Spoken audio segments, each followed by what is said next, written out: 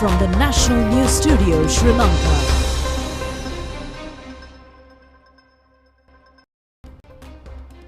Hello there, good evening and a warm welcome to the National News broadcast. Coming to you live from the National News Studio, I am Lakshadipur Singh and joining me is Sharifa Tahir.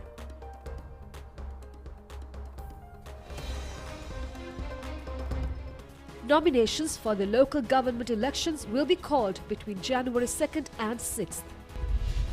Auditor General says 33 billion rupees have been paid during last year for unutilized foreign loans. Individual affiliated to Saran Hajim arrested in Tamil Nadu. Flights to arrive from Moscow to Matla twice a week. Frozen Niagara Falls. Dinesh Chandimal back to record books. We move on to those and other stories in detail now. Chairman of the Election Commission, Nimal Punchihela, says the nominations for the local government elections will be called on a stipulated date between January 2nd and 6th. He emphasized that the relevant measures will be taken under the powers vested with the Commission through the election laws and the Constitution. Nominations will be accepted between 14 to 17 days upon calling for nominations for the elections.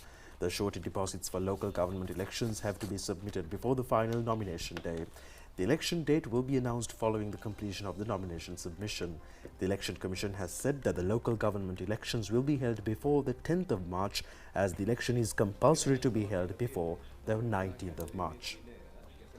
Commissioner General of Elections Saman Sri Ratnayaka said that the Gazette notification declaring the date to call for nominations will be issued in the first week of January. He said that the Commission has the responsibility to allocate necessary funds required to conduct elections. Accordingly, he said that a request was made to the Treasury during the formulating process of the budget for relevant provisions and the Parliament to allocate the necessary funds. He said that the Treasury has the responsibility to provide necessary funds to conduct the elections. Sri Lanka receives foreign grants and credit loan facilities for development projects for the last couple of decades. However, the country has been compelled to pay more than 33 billion rupees for creditors after failing to implement development projects under foreign credit loan facilities. This has been revealed in the audit report for the year 2021.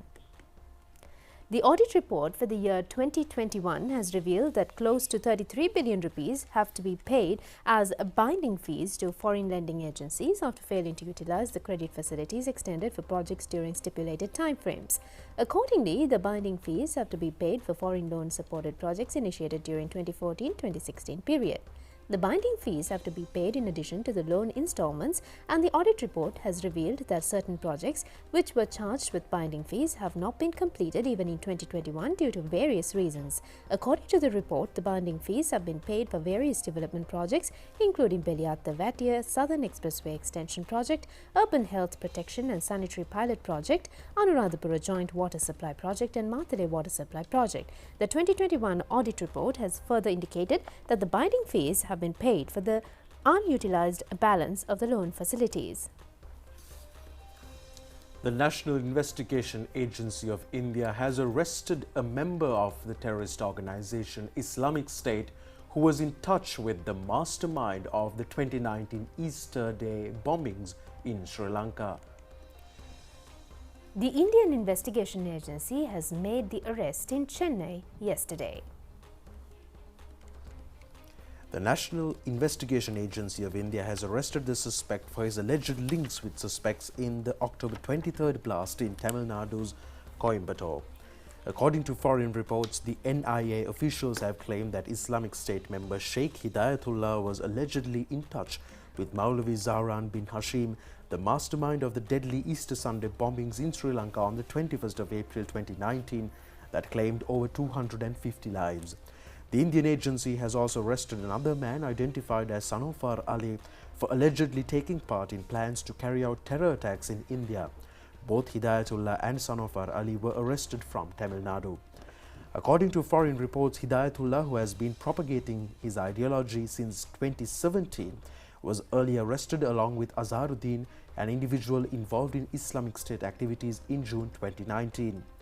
He was released on bail in 2020. Azharuddin is the leader of Kerala Tamil Nadu Islamic State module and currently in jail for the Sri Lanka bombings. The Defence Ministry says a total of 21,134 personnel have received their discharge from military service under the General Amnesty period thus far. The General Amnesty period came into effect on November 15th and will be concluded on the 31st of December. Accordingly, 62 officers and 21,072 other rankers have been discharged from the service. The Defence Ministry said that out of which 49 officers and 18,668 other rankers belong to the Sri Lanka Army. The officers and other rankers who have come forward to discharge themselves from military service will receive a temporary resignation after determining the pending payments to the military and investigating any disciplinary breaches. The ministry has pointed out that permanent resignation will be issued after verifying the clearance reports. Small and medium-scale entrepreneurs are considered as an important group of earning foreign remittances to Sri Lanka. However, the Export Development Board says some of those entrepreneurs do not have the proper knowledge on correct export procedures and measures. The news team of Sri Lanka Rupavahini Corporation looks into this matter and filed a special report on the subject. International market is highly competitive, and without proper knowledge, it is a difficult task for any exporter to earn profits through their exports. Targeting a correct foreign market, market maneuvers and necessities are key areas for any exporter to gain a proper knowledge. New exporters are the main group who face such challenges. To overcome these difficulties, they have to participate in international trade fairs and online networking sessions. Chairman of the Sri Lanka Export Development Board, Suresh Dimel, says that there are a number of veteran exporters who have earned a profitable position in international markets. These exporters are now searching for new products to expand their business areas. Mr. Dimel says that it is a good opportunity for a new exporter to join hands with experienced and market-established exporters to enhance their businesses. After gaining a good knowledge on the export process, then the new exporters can easily find new market opportunities to run their businesses without joint ventures. The EDB chairman has emphasized that there should not be a competition between Sri Lankan exporters and they must compete with external opponents. Sri Lanka Export Development Board conducts various supportive activities to help Sri Lankan entrepreneurs. Obtaining market capacities, fulfilling foreign market certification processes and pricing formulas are the key areas. Chairman of the Export Development Board, Suresh Dimel, said that there are different kinds of certification required to enter various foreign markets. Export Development Board is ready to help entrepreneurs to obtain these foreign certificates by upgrading their products that suit to the international market. The Export Development Board currently operates 4 regional offices in Kandy, Mathura, Jaffna and Kurunegala. Exporters can easily get connected with these regional offices apart from the head office in Colombo. Russian national carrier Red Wings commenced operations to Sri Lanka today. Accordingly, flights are scheduled from Moscow to Matala twice a week. Commencing flights to Sri Lanka, the first flight touched down at the Matala International Airport around 9 a.m. today with 412 passengers on board. The Red Wings is one of the pioneering airlines in Russia with a history of over 23 years. The passengers arrived in Boeing 777 charter flight, were welcomed by Minister Nimal Siripala de Silva. Chairman of the Airport and Airport Services Private Limited, Major General G.A. Chandrasiri, was also present at the occasion.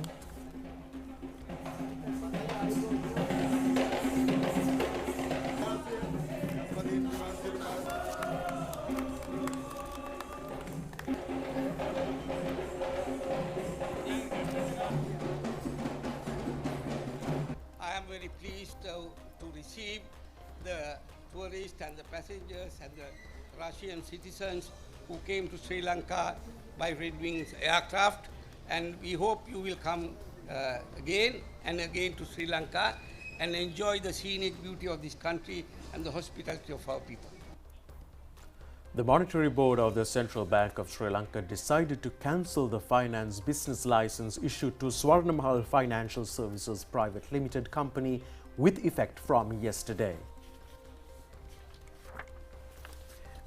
In view of the contribution made by SMB Finance PLC to repay the remaining deposits of Swarna Mahal Financial Services, as per the directions of the Master Plan for Consolidation of Non-Bank Financial Institutions Sector, unclaimed deposit liability of Swarna Mahal Financial Services will be transferred to SMB Finance PLC along with the corresponding assets value and relevant depositor information, according to a statement issued by the Central Bank. More information can be obtained from special telephone numbers facilitated by the Central Bank. Accordingly, information can be obtained via 011 2477 504, 011 239 8788 or 011 753 4800. Crediting of the 8 billion rupees extended by the Asian Development Bank to the farmers' accounts officially commenced today. The Agriculture Minister instructed the Agrarian Development Department to credit the relevant relief to the respective accounts of the farmers. The amount of paddy land earmarked for paddy cultivation in Sri Lanka is 800,000 hectares. The amount of paddy land that has already been cultivated and is still being cultivated has exceeded 760,000 hectares. The Asian Development Bank has arranged to extend an amount of 8 billion rupees to 1.2 million farming families in the island. The ADB offered the above amount to the farmers of Sri Lanka as per a request made by President Ranil Wickremesinghe. Accordingly, arrangements have been made to credit 10,000 rupees to a farmer who cultivates 1 hectare of paddy and 20,000 rupees to a farmer who cultivates 2 hectares into their accounts. Under this program, 4,000 million rupees will be credited to farmers' accounts today and 2,000 million rupees tomorrow. The rest of the 2,000 million rupees will be sent to the farmers' accounts after the 1st of January. Prime Minister Dinesh Gunawardena says a group led by the President is in an effort to create a better country than the prevailed conditions. He made these remarks while taking part in the ceremony held to launch Balaranganaya book. The book was written by Chairman of Private Bus Owners Association Gamonu Vijay Ratna. The ceremony was held at the National Library Auditorium. Prime Minister Dinesh Gunawardena said that the President, him as the Prime Minister and the Parliament are taking an effort to create a better situation in the country than before. He said that new words add new hopes which open many doors for the future. He added that they should embark on a new journey with a realistic approach while adjusting the ability to fulfill the needs in the country. The Prime Minister said that violence is short-lived and people reject such an approach to lay the foundation for their future.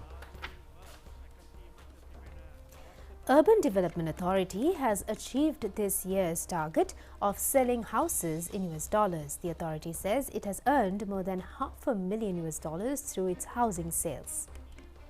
The Ministry of Urban Development and Housing has announced 11 residences have already been sold and they received applications for 8 more purchases. Next year, they have set a target of earning $1.5 million through their sales. Urban Development Authority has commenced the new venture of selling middle-class housing complexes built by itself to foreigners and Sri Lankan expatriates as a remedy to the dollar crisis faced by itself. First such house was sold in last September. The first buyer was Sri Lankan expatriate living in Dubai. A special open account and an internal institutional account was opened to facilitate those purchases under the direction of Central Bank of Sri Lanka. Sri Lanka expects to receive $7.2 million worth essential medicinal drugs as a donation from Heart to Heart International Organization in the United States. The latest donation includes an extensive volume of urgent medicines to treat high blood pressure and other heart problems and certain mental conditions. Heart to Heart International has obtained all necessary government approvals for the third in-kind donation of urgent medical aid worth an approximate of $7 million. Thus far, the total in-kind donations provided by Heart to Heart International to Sri Lanka is worth an approximate total of $19 million. The Embassy of Sri Lanka in Washington, D.C. has extended its appreciation to Heart International for the generous donations that have been extended to Sri Lanka at this critical juncture. In coordination with the Ministry of Health in Sri Lanka and this embassy, the third donation is due to reach Colombo today. Headquartered in Lenexa, Kansas, Heart to Heart International is a global humanitarian organization focused on improving access to health. The Department of Immigration has introduced an online facility to foreign and local passengers to complete their arrival and departure cards from the 1st of January.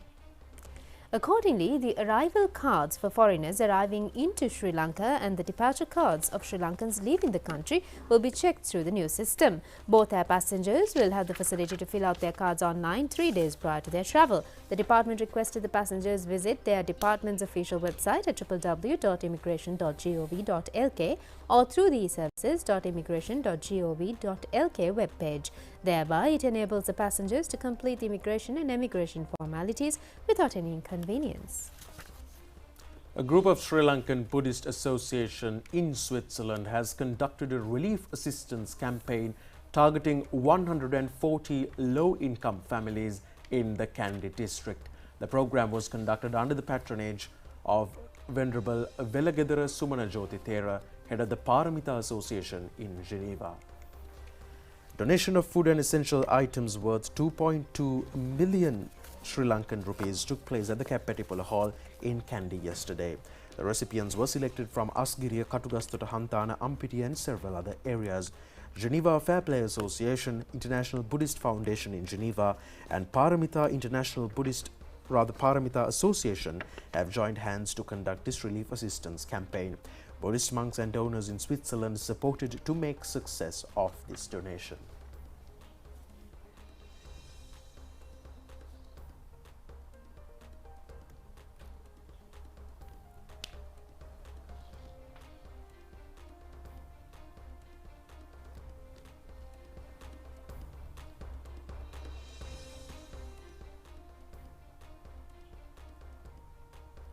That's it on local stories. Stay tuned with us for foreign news coming your way after this short break.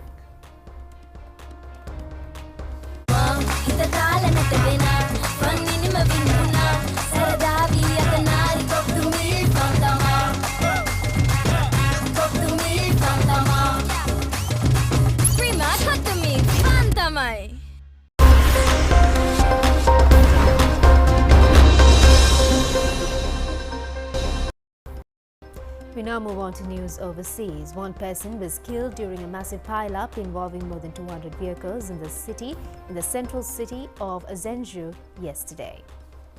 The pile-up took place on a bridge that was shrouded in heavy morning fog, which caused multiple vehicles to crash. Footages from the scene showed the long multi-lane bridge stretching across fields and the Yellow River strewn with vehicles crammed into each other. Cars, cargo trucks, lorries and other vehicles can be seen in the pile-up. Many drivers and passengers injured from the incident were trapped in their cars, and emergency response workers and fire rescuers had been deployed to the scene, according to foreign reports. Visibility in many areas was less than 500 meters yesterday morning and down to 200 meters at times. Rescuers said more than 200 vehicles had slammed into each other. CCTV reported that cars traveling in both directions over the bridge, a major crossing of the Yellow River, were involved in numerous crashes. Bangladesh opened the first metro line to ease the severe traffic congestion in Dhaka. The country plans to extend the train network to more than 100 stations and 6 lines across the congested capital by 2030. Dhaka is one of the world's most densely populated cities, and daily commutes along its car-clogged roads are a source of constant frustration for its 22 million people. The elevated train network had been in development for nearly a decade and is slated to grow to more than 100 stations and 6 lines crisscrossing the country, or rather the city, by 2030. Yesterday saw the start of operations on a section of the first line connecting an upscale neighborhood on Dhaka's periphery with the city center. It was built at a cost of $2.8 billion, largely funded by Japanese development funds. The metro system is a matter of pride for the nation, Prime Minister Sheikh Hasina said at a ceremony to mark the start of service.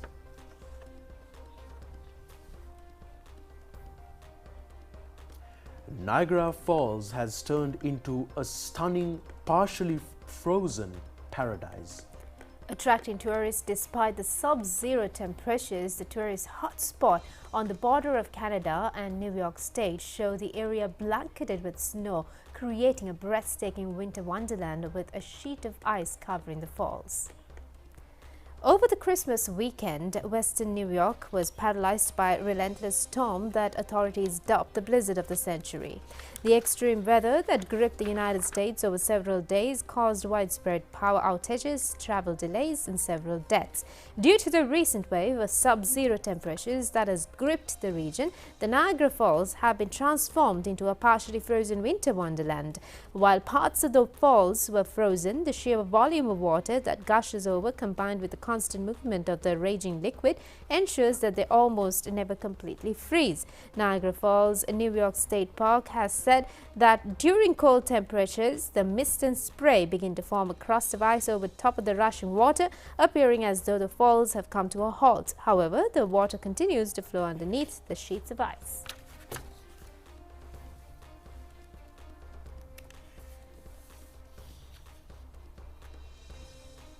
Construction of the world's largest wind power and photovoltaic base began in a desert in northern China's Inner Mongolia region yesterday.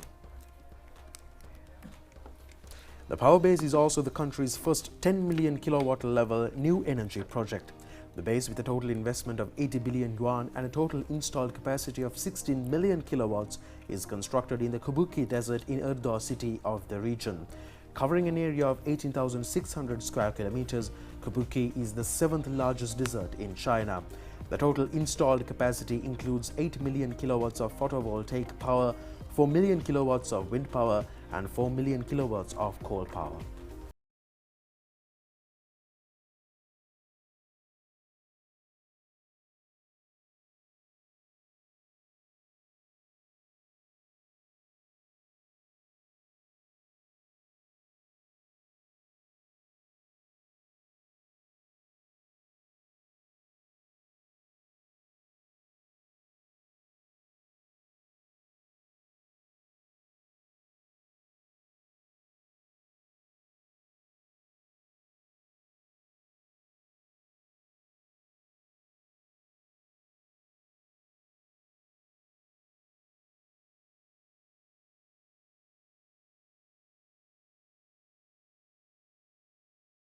Snow Day is exciting for giant pandas in the Kingling Giant Panda Research Center, where the world's only captive brown giant panda, Kizai, lives.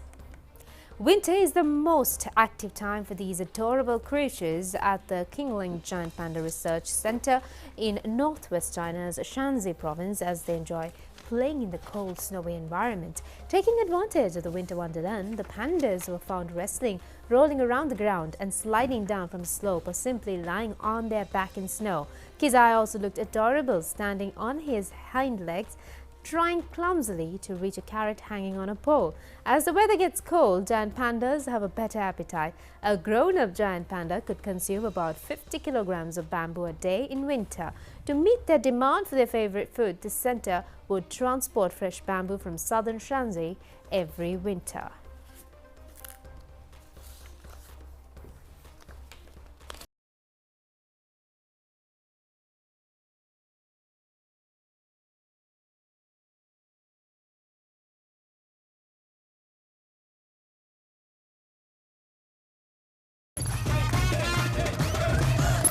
Kutumi, Fantamai.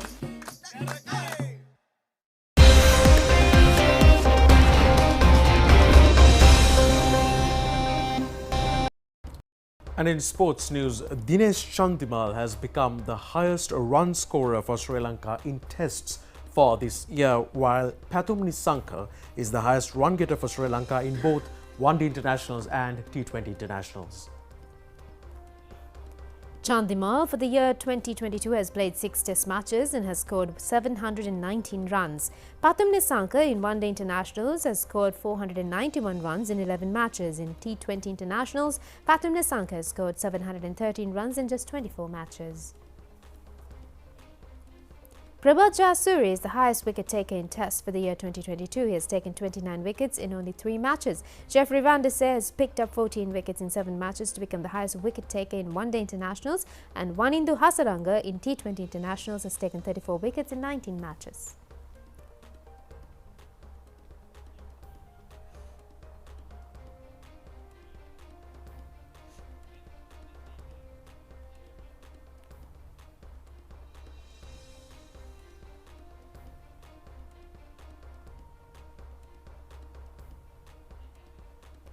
Australia managed to secure an innings and 182-run victory in the second Test match played against South Africa.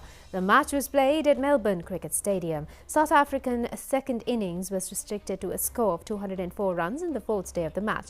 Themba Bavuma scored 65 runs for South Africa and Nathan Lyon picked up 3 wickets for Australia. South Africa scored 189 runs in their first innings. In response, Australia scored 575 runs with a loss of 8 wickets for their first innings. Accordingly, Australia managed to win the 3-match series after winning the first 2 tests against South Africa.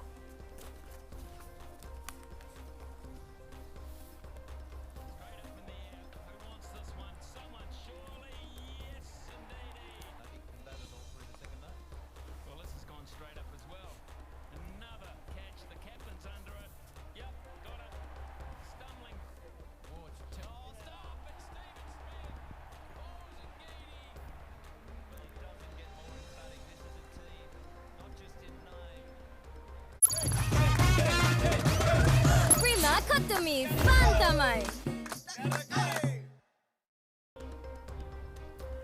And that's all the stories for tonight. We hope you join us tomorrow for more of the very latest. Until then, that's a wrap for tonight's news bulletin. Good night. Good night.